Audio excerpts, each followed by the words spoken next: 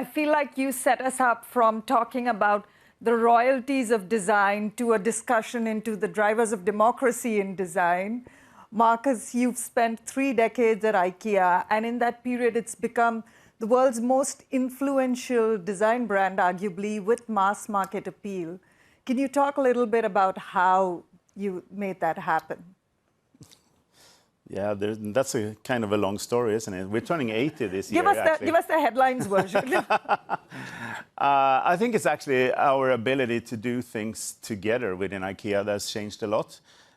We have always worked very, very close to the two ends of product development, which is like the client or the user and the factory from the very beginning. Most of our things are made, actually, the designs are made on the factory floor. So we bring the designers to the factory floor. But before going there, we're going to home visits to see what are the needs, dreams, and you know, aspirations of people for real. And we're not really trusting typical institutes that makes surveys for you. We want to do it firsthand. We're very old school that way, one could say. And then I think it's also our starting point is most of the time pretty different to others. So when we design at IKEA, we always start with like, what's the price point that would make this product, you know, possible for people to buy? Because we want good ideas to reach as many as possible from the very beginning. And this is kind of an ethos that we have had from the very beginning at IKEA. We call that democratic design. So we started out with form and function, but what about the last thing? That's like affordability, to make form and function like possible to buy. Then we have added sustainability and quality to that kind of formula as well. So that's encapsulated in all of our products, and that's how we measure success in our products.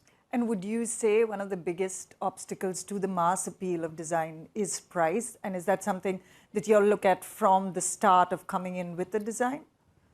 I mean, it's hard to sell something, no matter the price, if it's not good enough. So, but when we do, you know, survey almost all typologies of products, it's actually the major thresholds for making people dare to buy. Also, like good design, what we consider is good design, is actually the pricing. So, if we go for affordability, it's not like there's a vast difference between having a low price and being cheap. We want to have low prices. We want to be affordable. So make it possible for people to buy it. Andrew, I'd like to bring you in. You know, you found design inspiration in sources that others might completely miss, the car industry, for example. Could you talk a little bit about your process and how do you go from idea to creation stage? I designed this chair. I don't know if everyone can see it, yes. But it's a good example of. And by the way, after the event, I checked with Andu and he said, you all are welcome to come and sit on the chair and see how comfortable it is. I tried it out yesterday and I can confirm it is comfortable. That's a good start. Yeah, it's a good example of the way I am most interested in working, and it's basically every design is an excuse to have a conversation with an expert. So I am fascinated by car exhaust manufacturers. They have a very specific skill in TIG welding very thin stainless steel. So I started off thinking, how can I have the conversation with this person, and how can I have a conversation where both of our common goal is to both come together and make something that doesn't exist yet. Yeah. So it's kind of like a process of managing that conversation, learning the language they speak, and you know, coming together to make something that I hope people like. And this was one of the winners of the Atelier 100 last year. Marcus, if you could talk a little bit about the contest, how that came about, and what it was about the chair that really appealed to the judges. Yeah, I mean, Atelier 100 is a fabulous project, I must say, but I'm not the one to sell it. It's Andu who's been through it. It's a program. It's not like a contest. So it's a program that actually IKEA and H&M came together to do. It's like the first thing that we have done together, which is like meeting the public, honestly. And it came about from out of a need that we saw, both companies, for us growing in the future, for us making things even better. We need like the best creative talent. And we saw that actually we didn't have the diversity needed in the creative talent that we sought for, because we are serving like the many people from very different places, in very different places, in different situations. most of the people going to design schools, universities around the world are quite well-off kids with a father, like my father happened to be like the design manager of IKEA before me. And that's kind of a common thing. And we wanted to be like closer actually to the users. So we started this program. And the choice of Andu, I think he explained his interest. I'm like super interested in production. That's I could go nerdy for like hours talking about production because I love it. And some of the greatest things we have done in IKEA is actually, you know, when you cross-pollinate things, when you're thinking like outside of the normal box, how do I make like the next most affordable sofa? Most of the times, the big answer of that is not at the sofa supplier. It's to find like a new way of making a sofa, which is not at the sofa supplier, because the sofa supplier has like a set way of doing stuff. And this is how they measure success. So one of the great things from the past is actually like a sofa called Moment, which was done by Nils Gammelgård in the 80s or something. They started out going out to a factory for shopping trolleys. And by that, just going to a completely different way of making sofas, they cut the price by half. And it was like, you know, as good or better than a normal sofa. So that kind of thinking, we love that in IKEA. So I think that's where you come in. How has the Atelier 100 process changed your career? I mean, I'm speaking here. That's a big change. I think it was really their approach to kind of bring people together that wouldn't have these kinds of opportunities, but had something interesting to explore, I think is amazing. I can't. And is there anything you think they can do differently this year? I think for a designer, there's a lot of distance between thinking of making something and understanding how you'd make it inside the four walls of your workshop and stepping into a frame of reference when you're talking to hundreds or thousands of people. And I think producing at scale or producing in factories, I think there's a different way of problem solving. So I guess if there's a way of bringing that into the educational process, I think that's interesting. So the creatives need a little help in getting their product to the market. Yeah. I think we actually had, like, what we saw also speaking to you guys from the very beginning is a lot of the things or the skills needed is not just being taught as a designer or as a creative. I would say that all of the applicants were really good at that. It was more about everything else around being a designer and especially being an independent. How do you sort out your economics? How do you do all of the boring things which are not taught at all in school, at least not in creative schools, which makes you a good entrepreneur. And that's also something that we added to this. Some bookkeeping to keep you alive. One of the elements of it has been this focus on being hyper-local. Can you talk a little bit more about that, also in the context of how design companies and the industry is doing toward making the processes more sustainable? Of course, it's super interesting with being local. That's one. It could be one of the ways of being more sustainable for the future, I must say. It's not necessarily so. It depends on how you do it and what you do. But for us, it was also like a challenge, I could speak for IKEA at least, that to do the very opposite of what we do normally, which is going in really large volumes and going maybe far away and produce like new things in big factories. This idea was to challenge ourselves also, to see could we find new ways for the future. So we said that we will do everything, so source the creatives within 100 kilometers, and also actually sell the things that we were doing within 100 kilometers and produce them, which was the hardest part within 100 kilometers of, Trafalgar Square, I think, at the end of the day. So that was like super big learnings for us. And I think things that we didn't talk about the program, but we did a thorough survey of all of the London area, what's possible to produce, what are the materialities that we could use at all here. And what you find there, which I think is interesting for a company like us for the future, is that maybe for the future, if you want to go for fully circular, one of the greatest sources for raw material for the future will be our biggest cities around the world, because they sit on the biggest city dumps of material. So how could we see that as a place for sourcing? And that completely tilts the way that you could do design for the future. So sourcing from dumpsters. Yeah, and from people. I mean, there's a lot of us who sits on a lot of stuff that we don't need, really. How could we turn that into better use for the future instead of throwing it away? And Andrew, that's something you are very focused on, locally sourcing and a sustainable way of design. How has that process been for you in London? Is it easy to do that? I'm kind of interested in the industry that is around me. And actually, a lot of the industry has left London. So a lot of the things I'm looking at are quite small scale, things that are consumer facing. So necessities that people need to live in London and how that translates into like capacity to produce objects. Mm-hmm. Well, we've made it through 45 minutes without bringing up Brexit, but I think now is the time. I mean, how does the UK more broadly fare when it comes to encouraging the creative industry? And has Brexit changed anything on the ground? I think London specifically has this amazing thing where it has a really interesting, vibrant subculture, and it produces lots of culture, but it also has a really active market. So if you do something in London and it's successful, you have a way to speak to people about it, to sell it to people, for it to grow.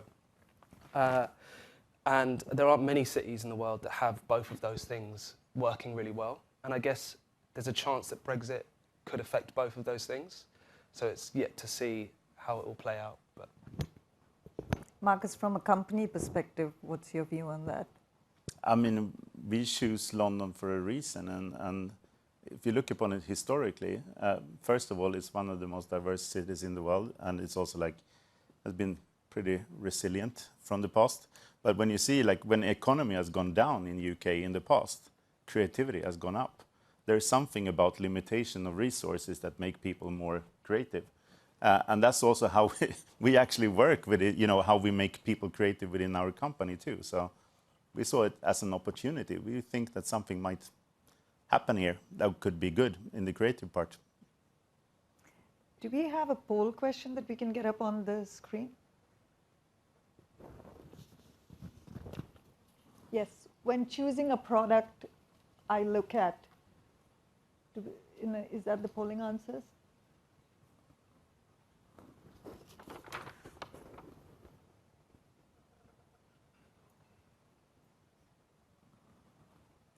Okay. So design seems to be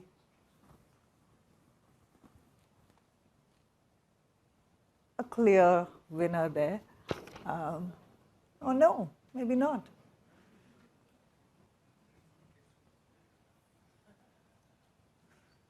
Let's go to the designer first and ask which one you would put on top. I guess I have to say design, really, don't I? That's what I... Yeah? Marcus, how would you rate that graph?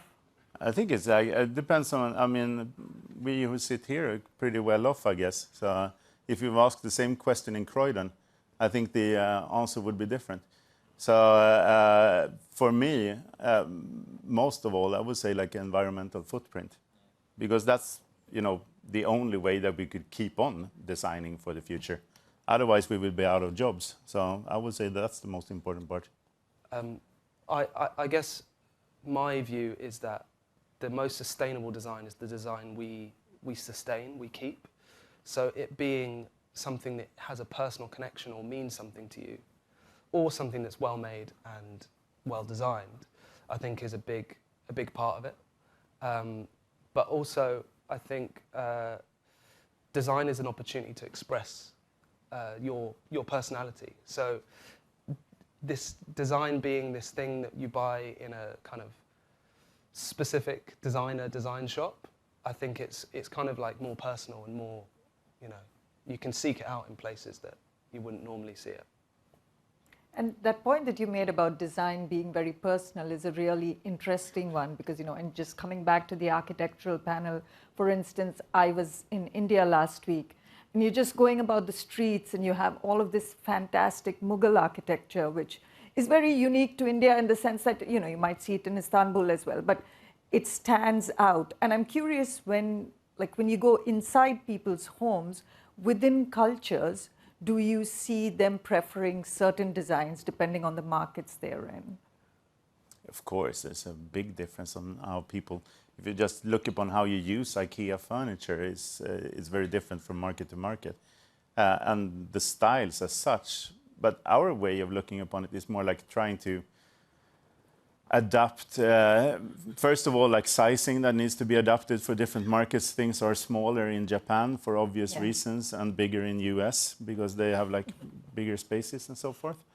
But from a style perspective, we try to actually to get as close as possible to show what's possible to do with the IKEA range. It's the same range all over the world, but the way that we put it together is different from country to country. And I find this fascinating. It's not like trying to dictate some kind of Scandinavian design world that it needs to be everywhere. It's actually, you know, rather going for the dreams of the people in the different countries. And so you'll work with local designers in all the markets? No, we don't. I wish we would, to be honest, but we're pretty diverse. I mean, the people who's working with product development, I think it's actually in the middle of nowhere in Småland in Sweden. It's like this tiny place that has like the IKEA product development office. There's 56 nationalities working there. So that's pretty good. Yeah, it's a good start. What are the key trends you're seeing emerge in the design community around you right now, Andu? And do you have predictions for any big hits with consumers based on what you're seeing around you right now? I think social media plays a big role in design from a designer's perspective, because suddenly you've got a mouthpiece where you can be your own kind of media person. But it also slightly changes the decisions you make and how the volumes you make in and what sorts of things you make. But kind of like stepping back from the designer, I think the same social media has changed who has a voice. It's kind of like, it's made conversations more diverse. So you have to kind of take into account more points of view and more people when you're thinking of ideas. So would you say that design has become more democratic by it? It depends where you're talking. I think design education maybe hasn't become more democratic, but the opportunities to be a creator and to kind of sell your creations and build a career from that, I think is a lot more democratic. And what is for both of you, what is the one design idea that you were presented, or that, Marcus, we discussed this before, that you went to designers with and were told this is completely outrageous, and it actually came to fruition, with the exception of the chair? I mean, this chair was impossible until this project allowed it to be made at a scale where one of them could be affordable. I think to make one is different to make, 20 or 30. So. Or 20,000 or 200,000. I think I've kind of a fun story there, if you bear with me. So I was thinking about it since you asked before also. We got like the challenge. Sometimes we have those challenges. The hardest things to design at IKEA is the things that has the lowest prices. That's super hard because they're already low, and then you compete with something that is low. We got a challenge like 10 years ago or something from the founder actually at the time. He saw the LED bulbs, the LED technology. That's like super interesting technology. It's really good, it's lowering the energy, the energy efficiency is better, and it's also like good light source. But it cost at the time like 30 euro. And then he came to us in product development and said, and to the design department, I want to do one of these for 1 euro. Wow. Out. That was a big challenge. How long did that take? And we started to iterate on it, to your point from here before, to find like new ways, and we ended up with like a completely new typology of light source. We thought that we were really smart in the design department, so we did like a small puck instead of having a light bulb, and we achieved that small LED puck to be for 3 euros, I think, at the time. And then we were so happy about this. We really, he's going to be super happy when we show this, achieved something. And then we showed it and said, like, first of all, it's not 1 euro. No, it's not. It's 3. Secondly, if this puck will work, you need to make people buy completely new lamps to be able to buy that puck. That's like not a good idea at all, because there's not so many people that needs a lamp that actually needs a bulb. So why did you do it like that? And then we had to start off from the very beginning and go into retrofitting, which I think is also something very sweet and very where we are right now. Like designs which is about retrofitting, using something that is already there, but make retrofits make it better.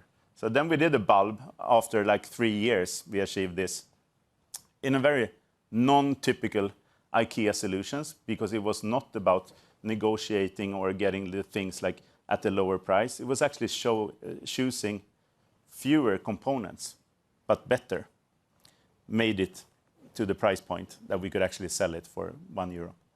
And that changed the whole business of LED at the time. So IKEA went out, taking out all of the other typologies of light sources, only selling LED, far before legislation happened. So that was good. Good for environment too, those changes. And so it can happen. It can happen, but it's hard, and you have to be persistent. Now, Andu, you know, every homeowner or office owner's design dream is to have a designer come and tell them what looks good and how to get this done, right? Now, since we all can't afford to do that, do you have any practical tips for consumers when looking for the best design products for their home spaces or office spaces? I think... So can we look at things from your eyes? Yeah, I think the best thing to do is not listen to tastemakers and people that tell you... trendsetters. Trendsetters, because it is about your life. It's about your space and how you live in it. And you should sort of look inwards and ask yourself what you want from the space and how you want it to feel and look. And who, you know, a design is a representation in some ways of the designer that made it. Who do you want to populate your life, and what do you want the things you live with to mean?